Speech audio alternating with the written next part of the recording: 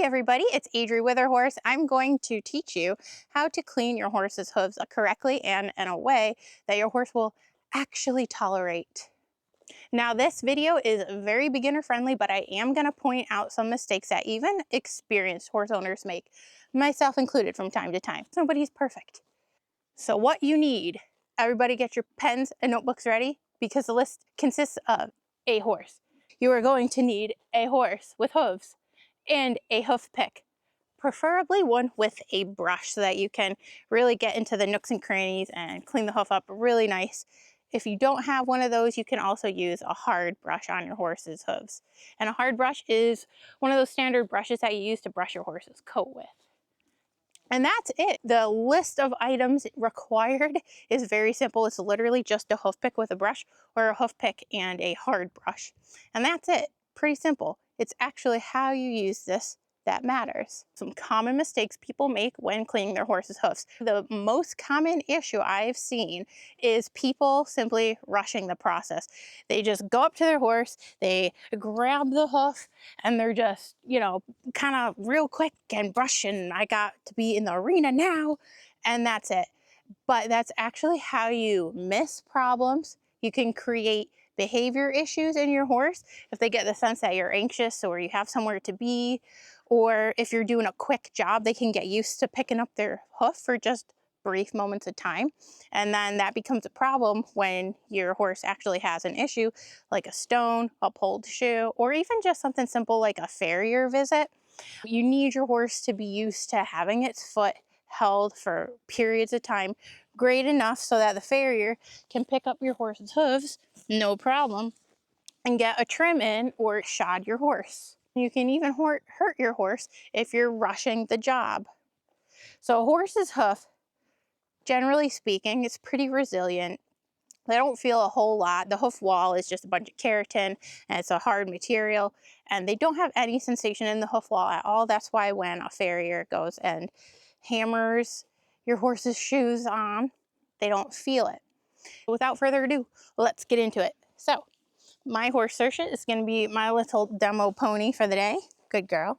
So what you're going to do is stand facing the back of the horse. We're going to start by cleaning out the front hooves. So we're going to go ahead, position yourself to the back of the horse. You don't want to be trying to clean your horse's hoof like this. It's going to be very difficult and it's very unsafe because your horse can wallop you that way. So stand facing the back of the horse and then put your hand on the horse's shoulder. Give it a nice little pet so they know that you're there. You don't want to scare them. And then you just run your hand down the horse's leg. And once they're, a trained horse and have had this done, they'll go ahead and pick up their foot for you. Now you can see the hoof is pretty dirty at the moment. You can't see anything. You can't see the frog. You can't see the hoof wall, nothing. So you're going to take your pick and going from the heel toward the toe of the horse, because you don't want to accidentally poke the heel. There's a sensitive part of the hoof called the frog just in the middle portion of their hoof. And that does have some sensation. It's like a rubbery sort of consistency tissue. And it does a couple of different things. It supports the hoof itself, but it also, more importantly, acts as a little blood pump to the horse's hoof. I'll let her drop her foot for a minute there. So the frog is a little spongy bit of tissue. And horses, it's important to note, from this joint here, this is, I'll just call it a knee. It's not technically a knee, but from here down, they don't have any muscles down here. So it's not as vascularized as, say, our limbs, because we have a lot of muscles down here. There's a lot of vessels going in and out. The horse doesn't have that. So the frog, when they compress and step on it, it helps to push the blood back up the limb. So it's very important for circulation. And it is sensitive. You don't want to be too rough with it. So for that reason, when you pick the hoof, you just pick it up. I find it works if you use your body to help support your hoof. So like my shoulder to her shoulder, holding the toe of her foot, because if you go like this, it's a little tedious and they have a harder time keeping it there. But if you kind of support it and hold the toe of the hoof in your hand, and you take in your hoof pick, you just go down and see here, you can see we've got a frog. That's this little rubbery material here. Now, pardon me, it is definitely very muddy and pretty gross out, and she's in a pasture 24/7. But as I clean the hoof out, you can actually see where the hoof wall is. Good girl, Saoirse. So this, you see this little portion here? If you clean this hoof out really well, you'll notice that you actually have a little bit of an overgrowth of the hoof here. And this line here is right where a farrier would take some hoof nippers and trim. So we don't have to worry about trimming today, but I just want you to see when you have your brush, you can really scrub it, get all this crud out of here, because any little bit of dirt and debris will hold bacteria. You can see I've got a pretty clean hoof here at the moment. And you can actually see, once we get it cleaner, the obvious part that needs to get trimmed. She's due for hoof trimming in just about a week now. So, good girl, Saoirse. Girl. So just remember that when you're asking your horse to pick up their hoof, you're not being rough with it. You're not startling them. We want this to be a nice, easy process for them, because horses nowadays are living into their 30s, so they're going to have their hooves picked a lot. That's going to be a big pain in the ass if you're trying to clean their hooves and they refuse to pick up their feet because they've associated picking up their hooves with being rushed, getting hurt if you're jabby with it, and just, not being nice about it. So just be nice about it, and then your horse will be very reasonable and accommodate you with picking their feet up. It's very important that you are holding the hoof and supporting it correctly so that it's easier for the horse to keep it up in the air for you.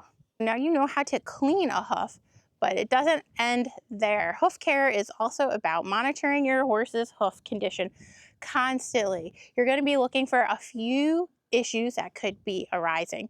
First and foremost is thrush. Now, I did make a video about thrush. I can put a link in the description, and I can also put a card right up above if you want to check that out in a little more detail.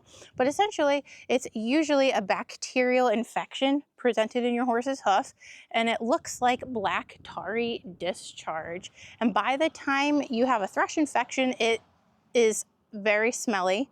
Once you've smelt thrush once, you will be able to identify it easily with no issues.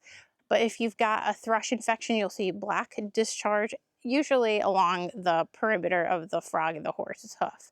And it's black and sticky and disgusting. So always consult with your veterinarian or your farrier if you suspect your horse has a thrush infection.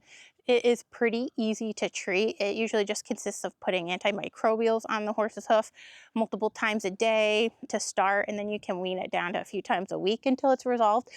But you can clean a horse's hoof all you want, and if you don't get rid of what caused the thrush in the first place, prolonged conditions of wetness, so like if they're standing in the mud, if your horse is thrush, you can treat it 10 times a day if you want. Still going to have thrush if you throw them back out into a pasture that's soaking wet and they're up to their knees in mud. You're also going to be looking for rocks and little stones that get lodged in your horse's hoof. Now, my horse, she's got a nice hoof wall, but I'll actually show you, she's actually got a little bit of a divot in her hoof wall. Just at the end, it's probably going to get trimmed off at her next appointment. But you can get little stones sticking in there too. So I'm just going to show that to you so you know what it looks like. So here we've got a hoof, but you'll notice right here, you've got a little bit of a divot. She always has like little stones there. So you're going to make sure you don't have stones. There. So I'll show you on a back hoof. Going to take your pick and go for the heel, toward the toe, heel to toe, just like walking. Use your brush so you can really see what's going on. Now, what I just did, you're not supposed to do going from toe to heel, but that's because you might end up poking this sensitive part of the hoof called the frog, which I'm not doing that. I'm very familiar with her anatomy, so she doesn't have any divots here. Actually, she has a little bit of a divot there, so just gotta be careful that she doesn't have stones there. I'm gonna go ahead and put her foot down. You're going to want to look at the front of the hoof as well, around the hoof wall, to make sure you don't have any cracks or splits, because that indicates weakening of the hoof structure itself. Now, this girly is barefoot. We don't ever put shoes on her because she has pretty good feet. All things considered, she's a pretty young horse. We don't really do a whole lot of like trailing on rocks or anything like that. She does really well barefoot. And she stays outside in a pasture consistently. I'm bringing that up is because They're more likely to have splits and cracks in their hooves when you have nails and you're constantly putting a foreign object into the wall structure. You're obviously going to compromise the integrity, especially if you do it over time. And then when you have horses that are going from in their pasture to in the barn, and then from the barn to the arena, and then back in the barn, and then back to the pasture, the different environments can actually make the hoof expand and contract with wetness and moisture and with temperature as well. So if your horse is going from one environment to another, their hoof expands and contracts to accommodate the different environment, so they're more likely to crack. So if you ever notice your horse has a crack, let your vet know. Your horse's hoof will eventually grow out. It does take about a year from the point of the hoof where it starts to grow out, which I'll show you right here. This is called the coronary band. So just like your fingernails, it starts to grow right here. That's the equivalent of this part of your nail, this part right here. So if you have a crack here, it's going to take about a year for that to grow out, because when we trim the hoof, we're only trimming small amounts every 6 to 8 weeks, depending on the horse. But if you have a crack down here, you might only have to wait like 4 to 6 months. So be on the lookout for cracks, not the end of the world, but you can get debris stuck inside. You can get little pieces of wire. Things like that from the pasture can get lodged inside of cracks. The cracks can worsen, so just talk with your vet. Make sure you're not doing anything too strenuous. You're not walking on the road. You're not throwing your horse into a muddy pasture with cracks in their hooves, because that's just asking for an infection, potentially even an abscess. You're also going to be assessing your horse's hoof for heat and sensitivity. So a horse's hoof obviously is vascularized. There is a blood supply going to it, so it will be a little bit warm. Get used to feeling what is normal for your horse. So when I feel my horse's hoof, I'm just going to cup my hand to the hoof, and right now it's like a lukewarm, it's barely warm. Now, if she had some sort of infection or pain, a lot of times this hoof will be very hot, and you can also palpate a digital pulse. Now, if you put your hand to the back of the horse's leg and you run it all the way down, right by this joint here, you'll feel like a little sponginess that is an artery. And if you can put your 2 fingers there on the horse's artery and you can feel a strong digital pulse, then you know that something is wrong, because usually it is very faint and you really have to concentrate and have to like close your eyes almost to feel it, to be like, okay, I can kind of feel a pulse there. If you can easily feel a pulse, your horse is likely in pain in whatever limb is having a palpable digital pulse. If your horse is a normally very good horse, and then you go to pick up their hoof and they refuse to let you pick it up, or they only let you pick it up for brief moments and then slap it down, or you start to clean the hoof out and they pull away, that's all signs that there is something going on with your horse's hoof. So when in doubt, ask the vet to figure it out, or the farrier.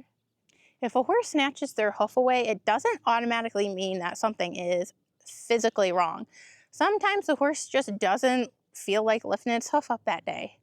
Sometimes it's a little tired, or it just doesn't like the way you're holding its hoof at this particular time on this particular day.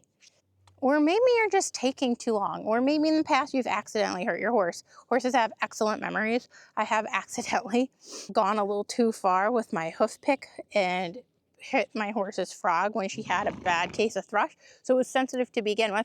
And it took her a really long time to let me pick that foot up without having to coax her to let me do it. So just be very careful that you're not rushing the process. You're being very gentle and you're taking your time with it. Ultimately, when it comes to picking out your horse's hoof, it's about making it a nice, calm routine that is just another day.